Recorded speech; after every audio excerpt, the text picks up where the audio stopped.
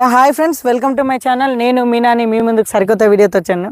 ఈ వీడియోలో ఇవి వచ్చేసి మనకు ఫామ్ ఆయిల్ మొక్కలు అండి.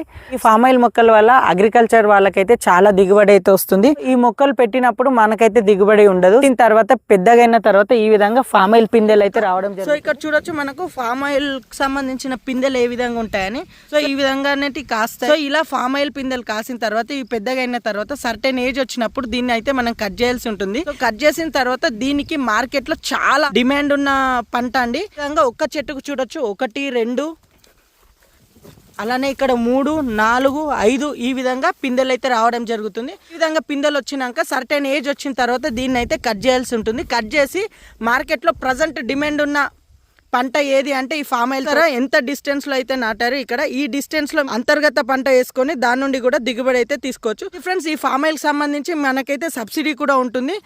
ఎకరానికి ఇన్ని మొక్కలు అని చెప్పేసి మనకి నాటాల్సి ఉంటుంది. అన్ని మొక్కలు నాటిన తర్వాత మనకు గవర్నమెంట్ నుంచి సబ్సిడీ కూడా ఉంది. ప్రజెంట్ తెలంగాణ గవర్నమెంట్ అయితే మనకైతే ఈ ఫామ్ ఆయిల్ తోటలు ఎవరైతే నాటుతున్నారో వాళ్ళకైతే సబ్సిడీలో ట్రెండింగ్ బిజినెస్ ఏది అంటే ఫామ్ ఆయిల్ బిజినెస్ అని చెప్పొచ్చు. మనకి ఒకవేళ ఒక 5 నుంచి 10 ఎకరాలు ఉంటే కల్టివేషన్ కూడా చేసుకోవచ్చు. ఈ ఫామ్ ఆయిల్ తోట వల్ల ఎలాంటి ఇబ్బంది అయితే ఉండదు. ఇలా చూసుకోవచ్చు, రోకి మధ్య డిస్టెన్స్ తోటి మనం వేసుకుంటే ఈ ఫామ్ ఆయిల్ తోటతో పాటు అంతర్గత పంటలు కూడా పండించవచ్చు. ఇక్కడ ఏదైతే ఈ స్పేసింగ్ ఉందో ఈ స్పేసింగ్ మధ్య మనకి జొన్న అయితే వేసుకోవడం జరిగింది. ఈ విధంగా ఫామ్ ఆయిల్ మొక్కలు పెట్టినా సరే మనం అంతర్గత పంట వేసేసి మనం అయితే దిగుబడి అయితే పొందొచ్చు. ఫామ్ ఆయిల్ తోటలో మనకు ఈ డిస్టెన్స్ చాలా ఎక్కువగా ఉంటుంది కాబట్టి మనం అంతర్గత పంటలు వేసి మనము దిగుబడి అయితే పొందొచ్చు.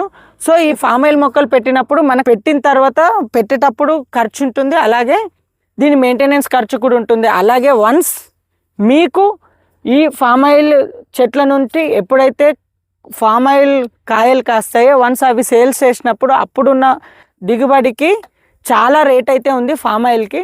ఈ విధంగా ఫామ్ ఆయిల్ తోట పెంచుకోవాలనుకుంటే పెంచుకోవచ్చు. ఫామ్ ఆయిల్ తోటతో పాటు అంతర్గత పంటల నుంచి కూడా దిగుబడి అయితే పొందొచ్చు. ఫామ్ ఆయిల్ తోటకు ఇప్పుడైతే చాలా వాల్యూ ఉంది.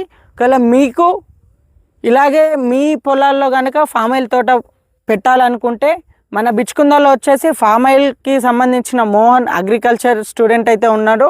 వాళ్ళ కంపెనీ నుంచి అయితే వాళ్ళ ఫామ్ ఆయిల్ తోటకు కావాల్సిన సపోర్ట్ అయితే ఇవ్వడం జరుగుతుంది. ఒకవేళ మీరు కావాలనుకుంటే ఆ పర్సన్ యొక్క కాంటాక్ట్ నెంబర్స్ డిస్క్రిప్షన్లో ఇస్తాను, వాళ్ళకి కాంటాక్ట్ చేయొచ్చు.